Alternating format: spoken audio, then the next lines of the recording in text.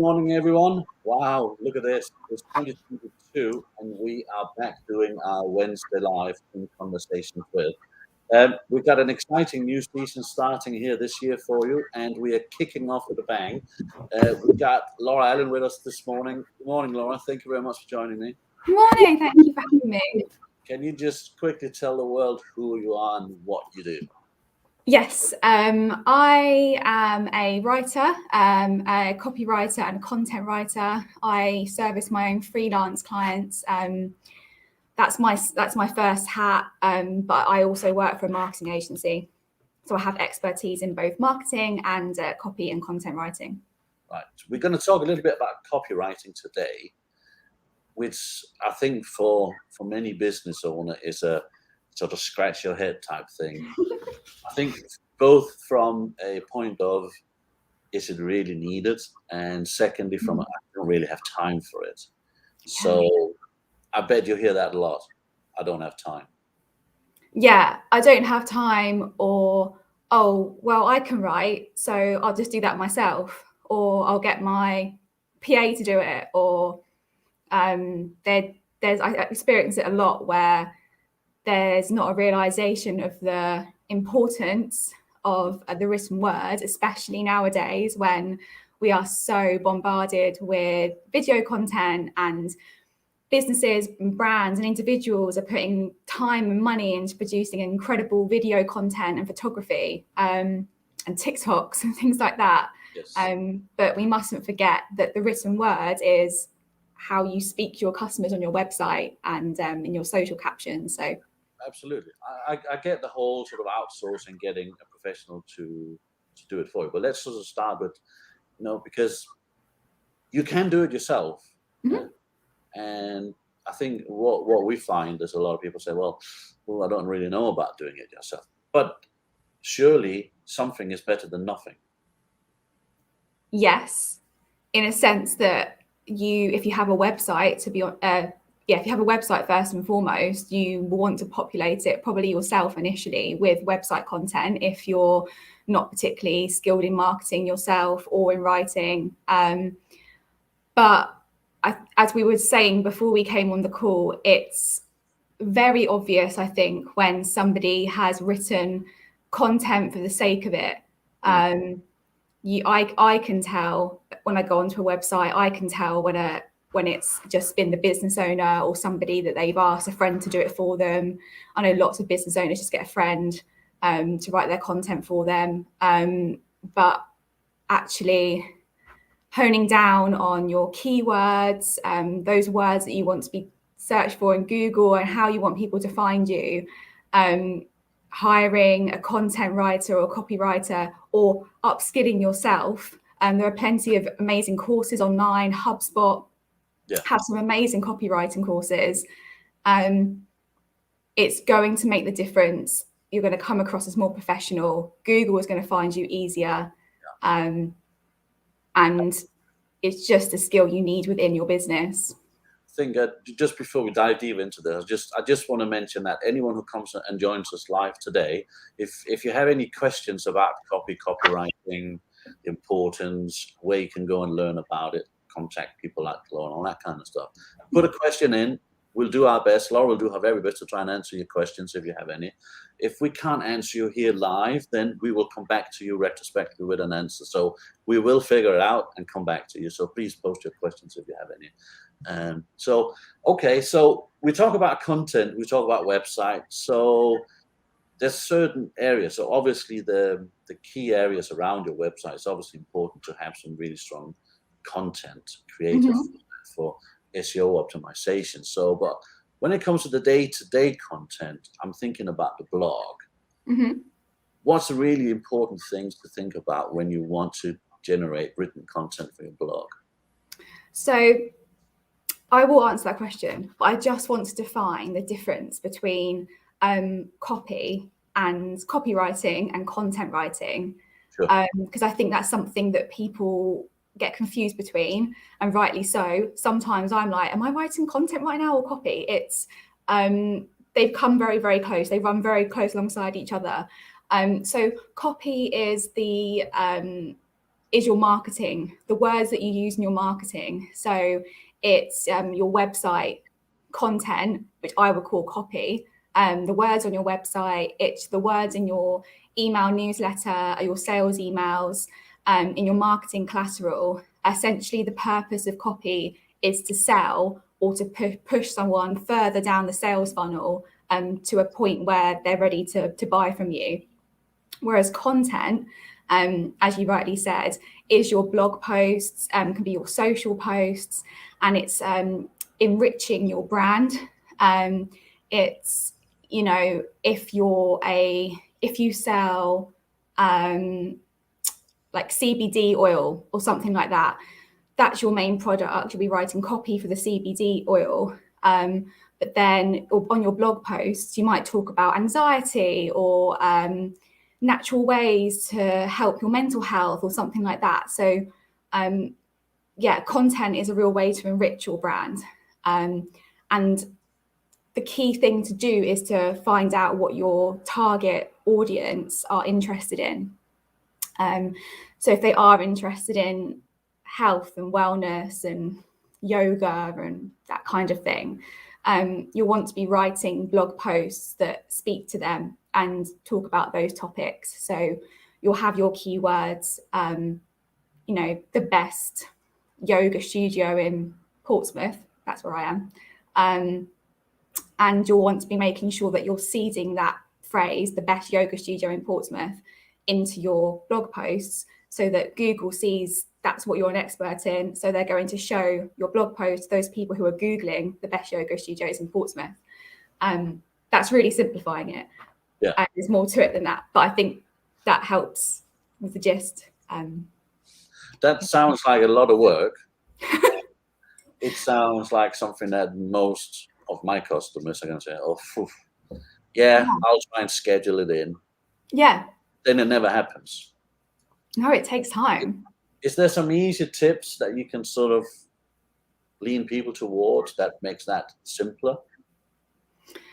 My top tip would be, if you are committed to marketing your brand through content, which I would recommend everybody does, but I know it's difficult, is to have a content plan. And that would help you maintain consistent. Hopefully, if you can keep on top of it, be realistic. If it is just you in your business, don't commit to writing 3 blog posts a week. Do one a month. Yeah. But I think consistency is key. So only to commit to what realistically you can achieve. If you can't do a social post a day, just do 2 a week. But I think having a content plan and planning ahead of time and batch creating your copy for your content for your blog posts ahead of time and scheduling it if possible, that's really helped me because I'm on my own in my business, and that really helps my clients as well. Okay, so where do I go and find this content plan? Do I just Google it, or is there specific places where they send these? Because it's a tool, really, isn't it, more than anything else? Google Sheets and Excel. Okay. So I use Google Sheets, and I will literally have a sheet per month, and I will create a spreadsheet and have the weeks at the top. I'll have, depending on your size of your business or the time that you have, I have 3 key pillars down the side of things that I want to focus on for my content. So I've had a client recently, that's why yoga came to mind, because she was a yoga instructor, but her key pillars are yoga, holistic self-care, and female empowerment. Sure. And she will make sure that every month she is writing something for each of those key pillars, because she knows that's what her customers are searching for in Google. So yeah, but if you can only have 1 key pillar, that's okay too. I think a content plan and the rate you're generating content as well can grow with your business. You don't have to go hard at it. First of all, even it's hard not to, because with the current culture of content with video and reels, it's so instant. But there is still a place for written content, and it can be a slow burner. Yeah, I love that. I think so. When it comes to I completely agree with you. I think the written word is probably more important now than it ever has been, because everyone's so focused on pictures and videos. Now, in terms of the written content and then a blog article, what's the important things to sort of focus on? Is it the length of the piece you're writing? Is it the optimization of the keywords? What's the important part of it? Both, really. But there are ways that you can help. There are tools. If you have a WordPress site, for instance, Yoast SEO, I use that all the time. And that will tell you if your blog post is too short, if it's too long. You can input the keyword that you're trying to target, and it will tell you if you've put it in the wrong places and if you've not used it enough. So the great thing is that we don't have to know everything or be on top of everything, because there are tools. If you Google SEO tools, there's so many out there, and a lot of them are free. So when it comes to length, around 1,000 words I find is a sweet spot. It gives you enough words to talk at length about what you're talking about, so you can provide value. Because I find the frustrating thing is, so I was not a marketer first, I was a writer first. Like, I loved writing before I even knew marketing was a career that I could go into. So I find it frustrating when I see blog posts that have just been written for the purpose of selling, and there's no real value there. It's just a tick box exercise. So 1,000 words to 1,500 words allows you space to give value to your customer as well. Completely agree, and I think what you're talking there is quite important, because I think most people are savvy now, so they can see through content. So if it's a piece of content that's just produced, for the purpose of selling, then people are not really that interested. But if they can actually see that it's written with some feeling and some meaning, and it's the person behind it that's done it, that comes through, doesn't it? Yeah, it does. And there's so many benefits to creating good content, not rush content.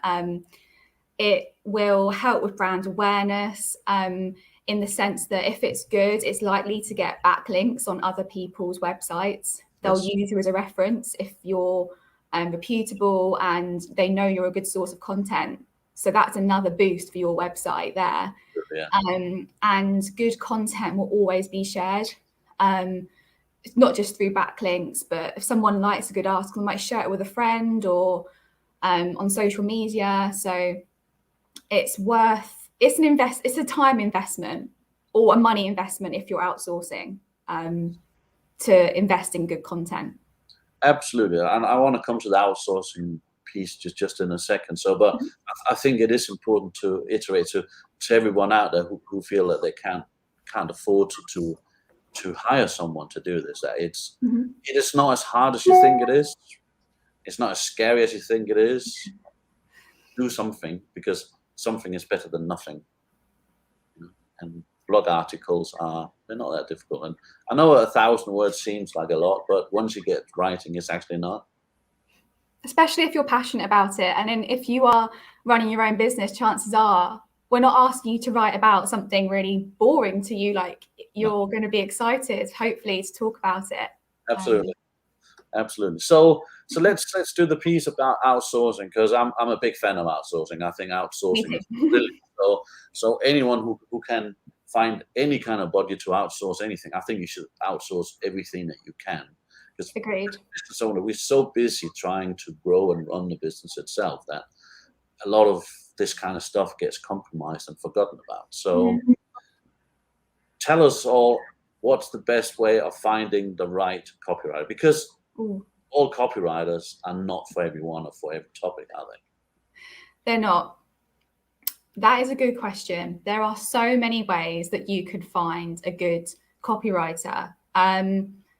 So starting on kind of the lower budget end, if you are really strapped, there is a whole community, a whole world of various people around the globe who online will offer writing services and web design services and everything in between for disgustingly low prices that make everybody else who are working for a living want to cry.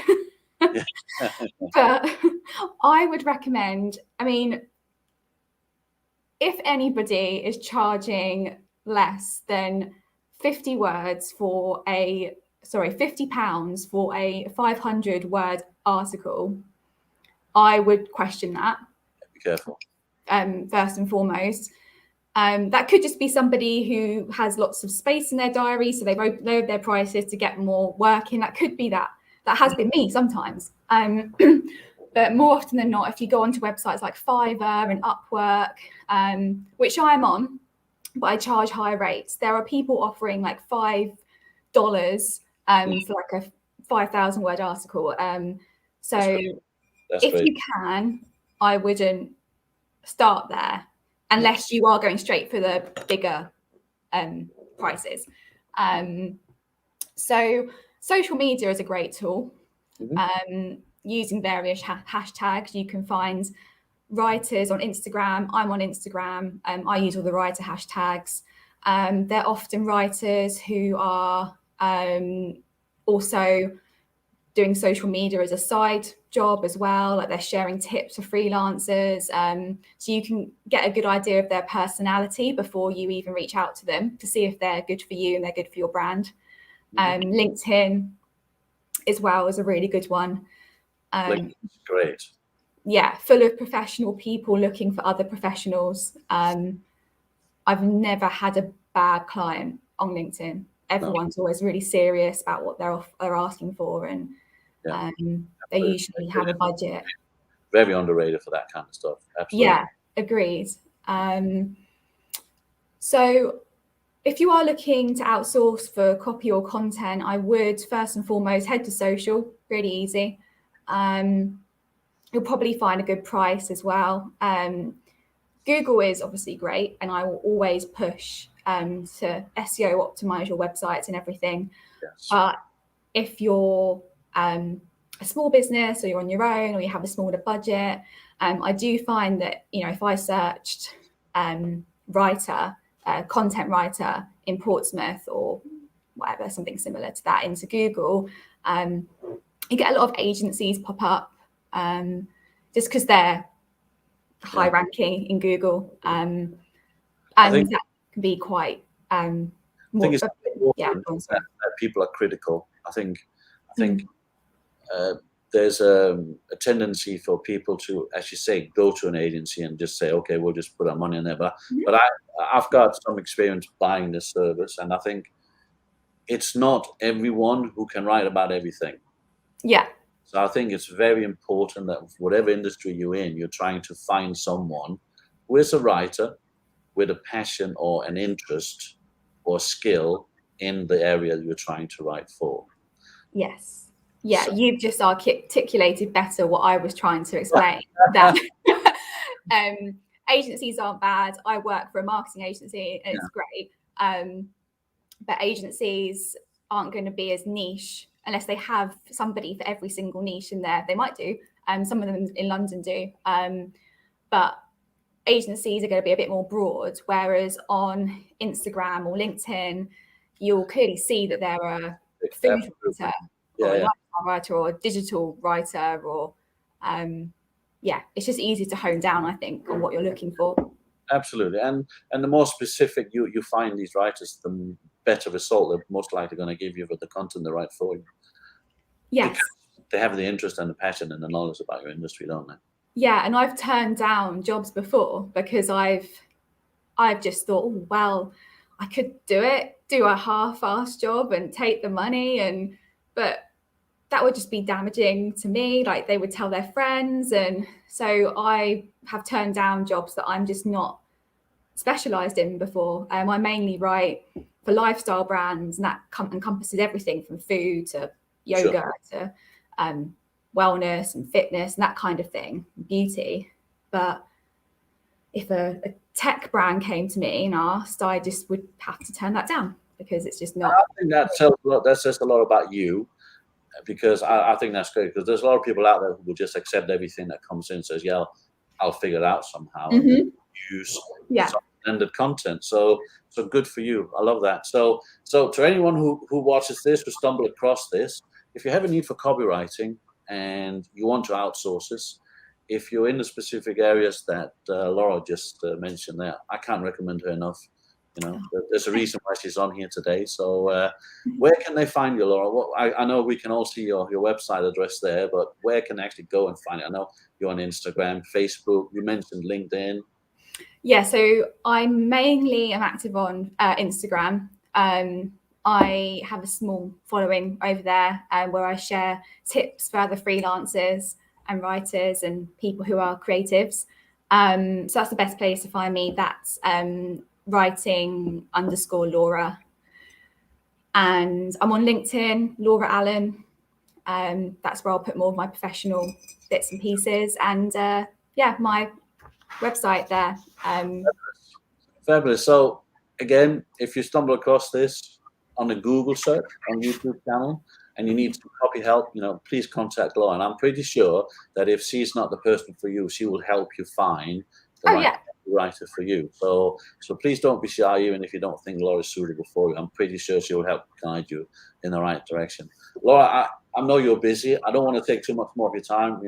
Time is ticking quite quickly when you're in these conversations. So thank you very much for joining me. It's been absolutely. As I said out there, if you have any questions to these videos, please post them in, even after we're live, and we will pick them up and we will answer them. Thank you very much for watching. I'm going to be live again next week with Steve Bateman from Happy Spreadsheets. So we're going to be discussing, can a spreadsheet really be happy? Oh, I might watch that. We're going to try and figure that out. It sounds like a task to me, but I'm pretty sure Steve can convince us why they can be happy. So, Laura, thank you very much. It's been a pleasure. To everyone who's watching out there, thank you for watching, and we'll see you again next week. Thank you. Bye.